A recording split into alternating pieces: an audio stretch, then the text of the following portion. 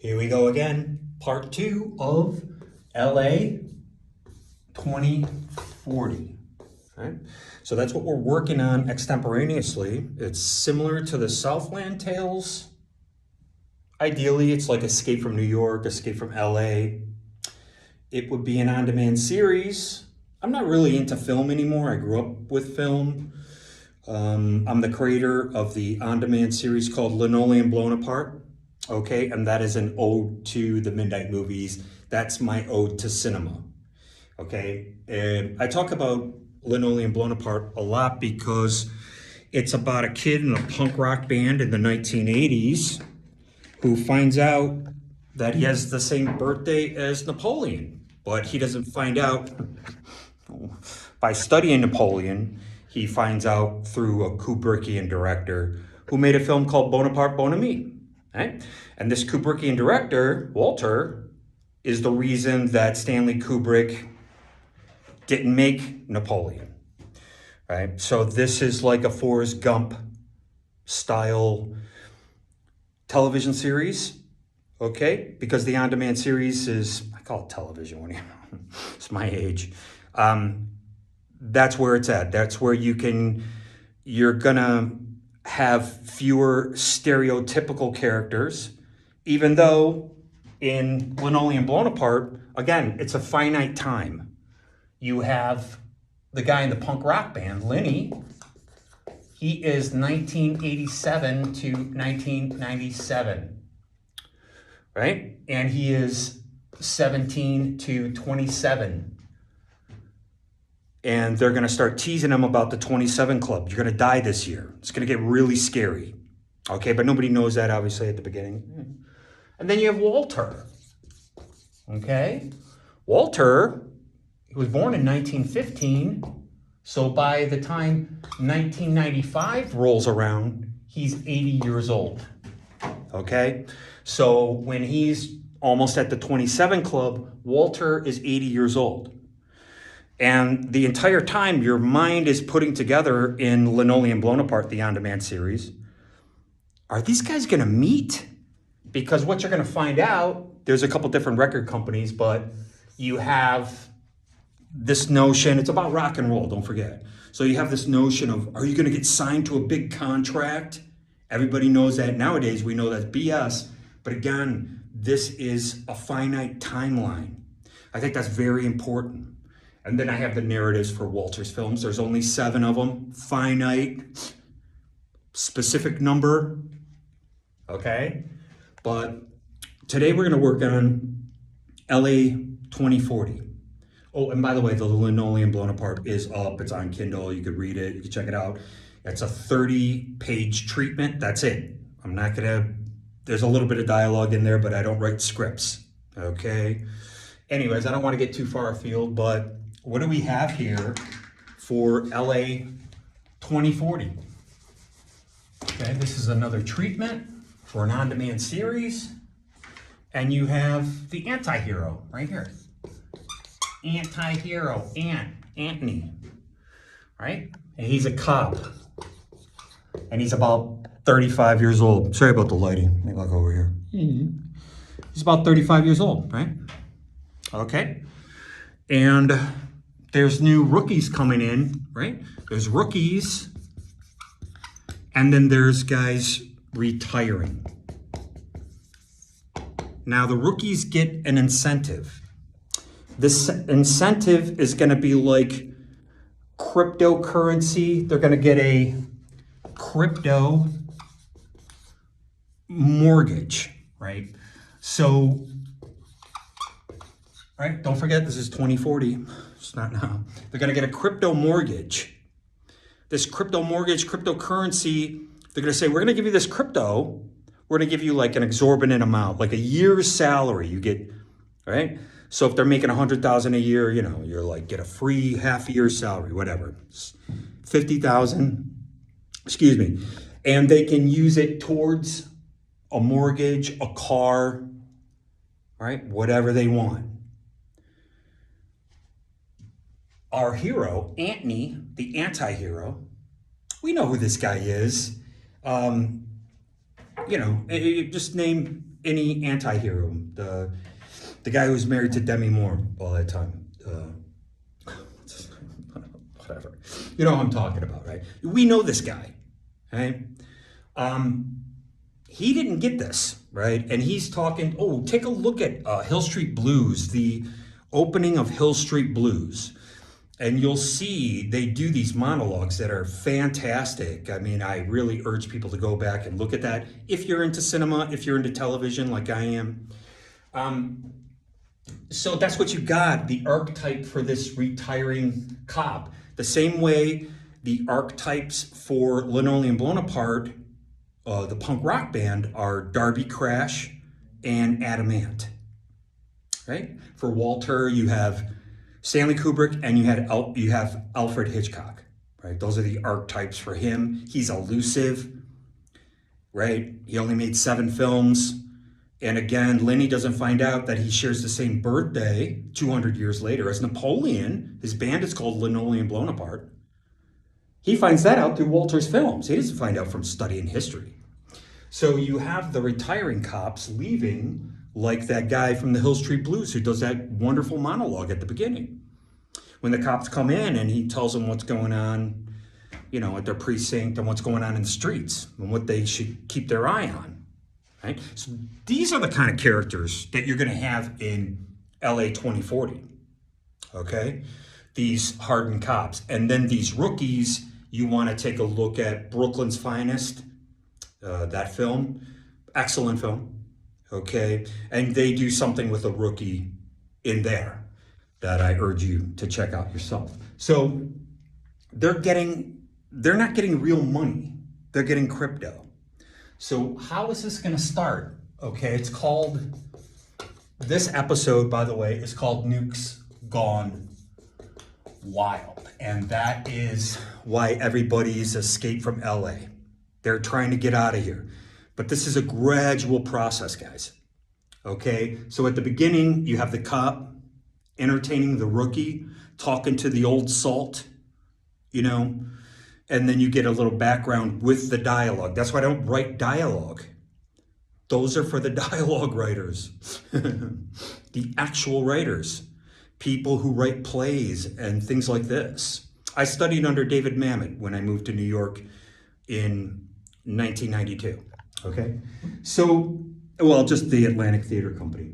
So I know how to break down a script and I can make that script true for me without being a sociopath. Okay? I am not the character, but I do know how to like method act. Okay? There is a method. Like they say, the method to the madness.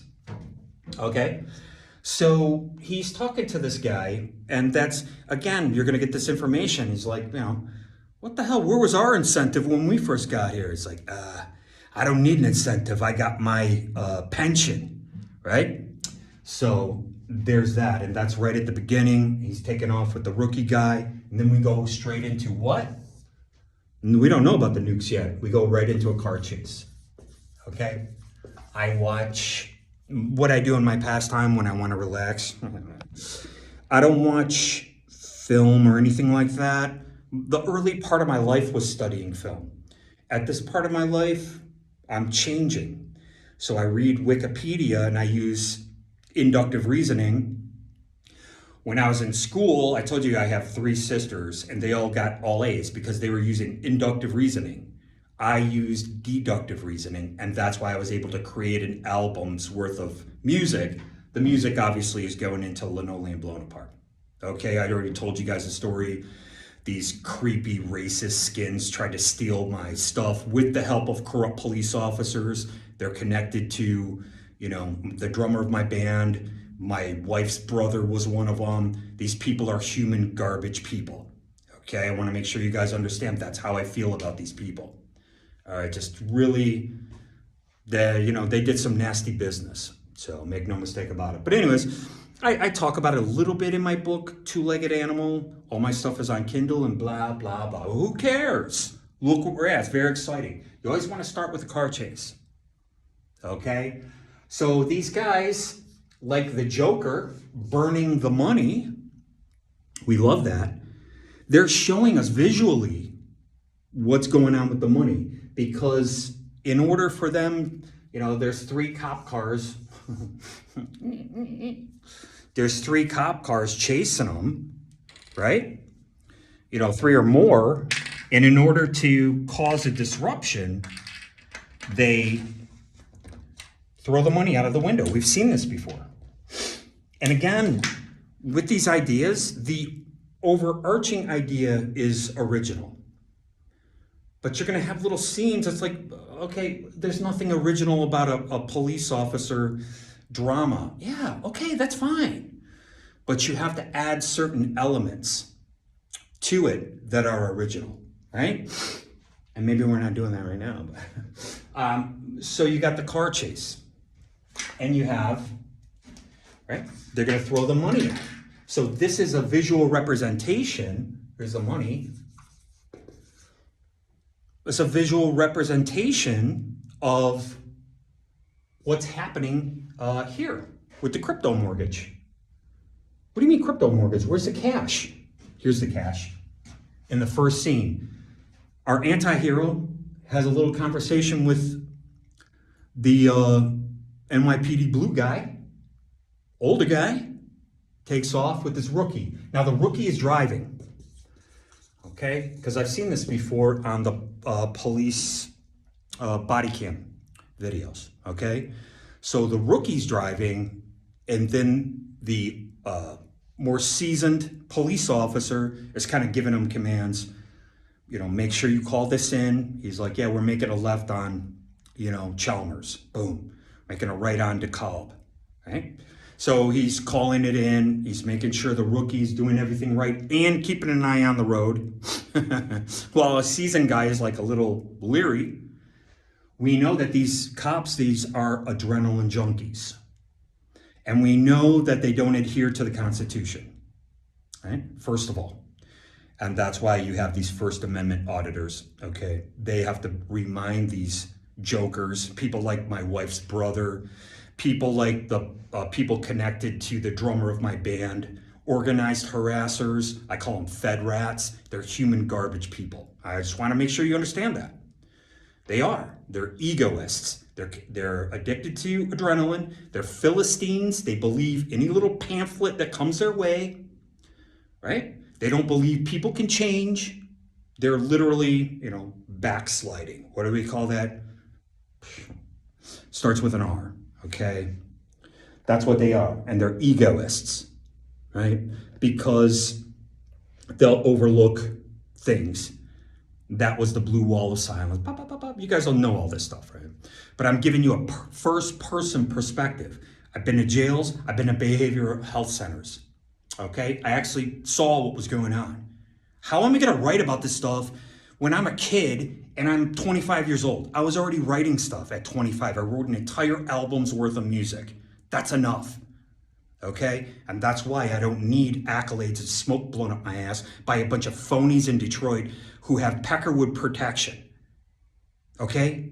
You gotta be a bitch to run with a crew like that, right? The Woods and the Bloods, the same thing, black or white. So, and this is like, see what these POSs forgot when they were trying to destroy my mind and causing neurological damage for a decade was that my uncle was a cocaine dealer, my step uncle, in Detroit. And he had that same linebacker wood protection, okay? Former police officer, could be actually a police officer, more than likely related to a police officer, okay? So there is a level of corruption that I know personally about. And if I was gonna write dialogue as an actor, I worked as an actor for 10 years, in case it's your first time watching. As an actor, I would have to go and workshop. It's called workshopping. And you would workshop the scene and you would create the dialogue out of the scene. Mike Lay does this. He's a film director, still making 90-minute films, 2-hour films. If I see a film, I want to see a 3-hour film. I want to see a Paul Thomas Anderson, okay? I don't want to see a 90-minute film. I mean, I want to get into it. I want an on-demand series. We want to binge. Linoleum Blown Apart, okay, over here, somewhere. That's for people my age and people who know about punk rock, okay? Punk rock, okay, it was a term that wasn't really, Iggy didn't really like it, even though he's the godfather of punk, right? The Punk Rock Museum should be in Detroit, not in Vegas, but whatever, okay? Right? So that's the music. And again, the music that goes with Linoleum Blown Apart, I wrote it, and I wrote it in the 80s. It's authentic. It was what was pouring out of me. And it has a hook. And in the series, you're only going to hear the hook, is what I'm trying to tell you. Okay, all right. We're going to get back to Nukes Gone Wild. So again, he's throwing the money out, the 2 bad guys or the 4 bad guys. And that causes, an accident. And it causes our rookie and our anti-hero to be the only ones there when these guys finally crash, right? Because these guys are jokers, okay? I know guys like this, right? These guys are like bikers who go to prison and they go there and they know that they're going to get out in 5 years, right? It's like what Henry Hill said. He goes, they go there to get away from their wives, right? You see those old guys in prison playing bocce ball and doing all that shit, you know what I mean? It's like they call it Club Fed. That's what they call it. You catch a federal case, right? You go to Club Fed, right? You do your time, then maybe you can work for one of these corrupt agencies, DEA, I just call them alphabet agencies, right? The DEA, corrupt agents there, corrupt FBI, who may be selling a little dope on the side. Okay? Again, I want to make sure it's clear. In my opinion, drugs should be legal. There shouldn't be any illegal drugs. When I was a kid, I was getting arrested for cannabis, and I was being harassed. My mother used to beat me. It was very embarrassing as a young man. I do not approve of corporal punishment at all. And I hope our society will move past that, okay? Corporal punishment causes a lot of problems for a lot of people. And it manifests, and it will, it will manifest, it festers, and then it will manifest in a way that could be unimaginable, right? It's hard to put these 2 and 2 together. You have to be educated, and you have to see things as well. That's why this whole thing about senility and all that, you really catch your stride in your 50s. That's when you start beginning to use your discernment of all the things you learned over the years through inductive reasoning, reading about it, and you can combine it with your deductive reasoning, being out in the streets. Like I said, I was in jails. I write about it in Two-Legged Animal. Okay, that's my book, it's my memoir. Okay? So here we go. This is just the first scene. And we also have to introduce the notion of the panopticon policing. So I watch the body cam videos, and so they're going to have the cam. You got to have it, but guess what they do? And we can reveal this early on too.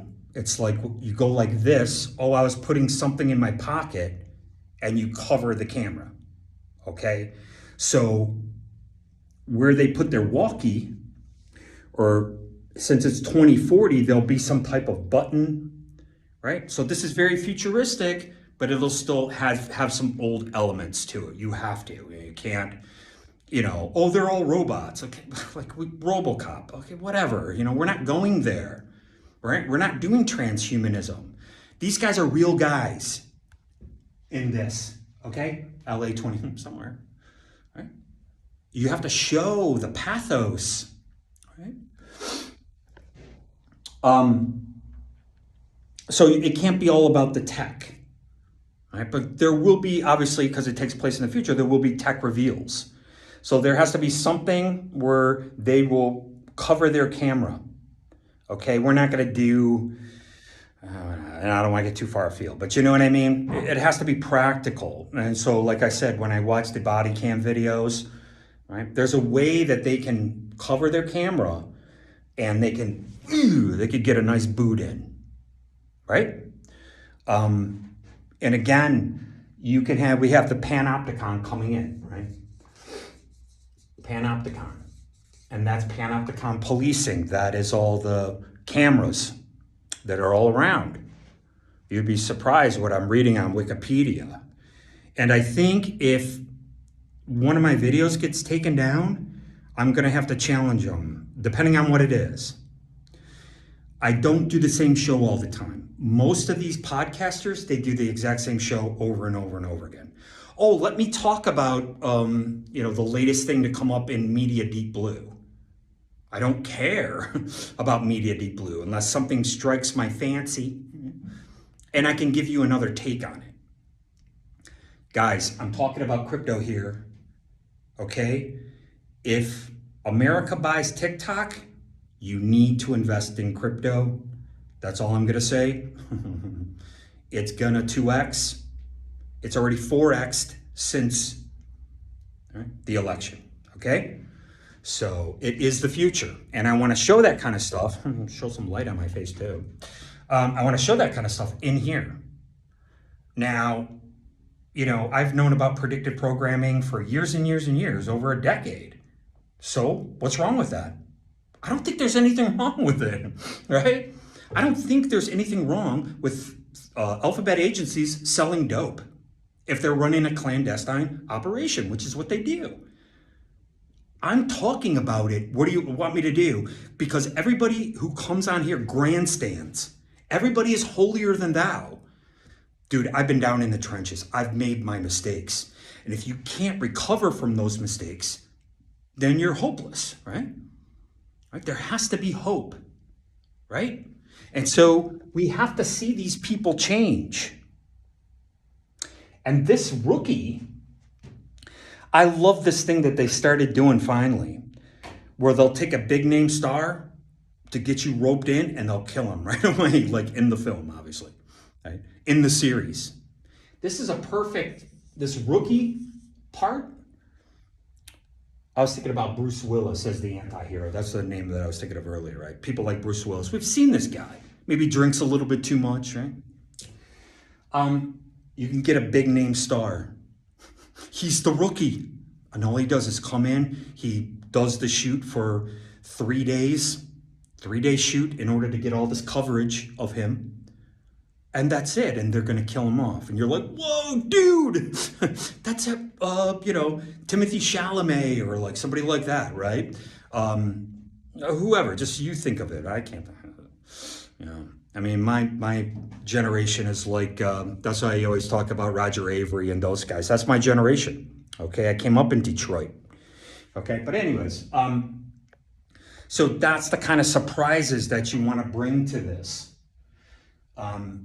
They're throwing the money out, it causes an accident, and then that leaves these two guys stranded. Dude, what's your 20? You could cut to Hal, right? Hal was IBM in Stanley Kubrick's 2001. HIABLM. IBM, that's Hal. Okay? So that's what they were showing there. And maybe we can cut to the panopticon, right? Will just be the big room. What are they making now? They're making the GPUs. That's what they're building. I don't know if you guys, it was in the news that they're going to build all these facilities, the AI facility. You know what the AI facility is, or what's going to facilitate the facility? Right? What's going to facilitate the facility is they're building big rooms with the GPU units in there. The gaming units, they call them. Right? That's really what they're building. So again, what is going to be the representation of this panopticon? We can cut to, they have them in here somewhere, right? They have the bulb, whatever it is. Right? You know where the camera is. Everybody knows where the camera is. You could put cameras up and they might not even work, right? But, does it deter crime? I don't know. It depends on if the statistics are real and true, right? What's wrong with predictive programming, right? What's wrong with it? I don't think there's anything wrong with it. I think you can do a lot of reveals in LA 2040. I'm in West Hollywood. That's where I'm at. I take the bus here every day from 3rd and Rampart. That's where I stay. I stay in the tiny homes. I eat off the EBT menu. And trust me, it's not enough. It's not enough money to last you 30 days. That's for sure. But we do the best we can, right? With what we got. And that's what we're doing here. Now, you think maybe that there's going to be, these guys are building a bond together. So when this guy dies, it's shocking, right? It's shocking. And it's got to be something that this guy maybe let him know about, right? He already sees that this kid is corrupt because the kid's he's hiding his camera, right? He catches him hiding his camera. Because again, with the panopticon, they're not being watched everywhere, right? They're not being watched everywhere, right? There's not cameras everywhere, obviously. So they go to a place where there's no cameras and he wants to do something nasty because they're outgunned, right? That's the whole point. These clowns, the archetype for this is, the Joker archetype, right? The Joker archetype is the archetype for this. These guys are jokers. I told you before. They're like bikers. It's like, it's like, I'm all out of fucks to give, right? Or what I used to say, like, FTW, F the world, right? Okay? And that's what they are. It's like, oh, this is our job. Let's do this, right? Because people are understanding that they're getting rid of the monetary system. So what's going to happen naturally? They're going to be a little bit more laxed when it comes to cash. Okay? I'll be doing another Grievance Gordy episode, but I wanted to say, we have Nukes Gone Wild. I'm sorry, I forgot about that. But that is pretty self-explanatory. You have a Fukushima type event where it's leaking. And you have like a Governor Newsom who's a goody-goody two-shoes who's trying to say, well, we're doing this clean, right? We're doing clean energy. We're using nukes. And then there's going to be the malfunction. Again, all this stuff is old as time. What was the big nuclear leak film with, Meryl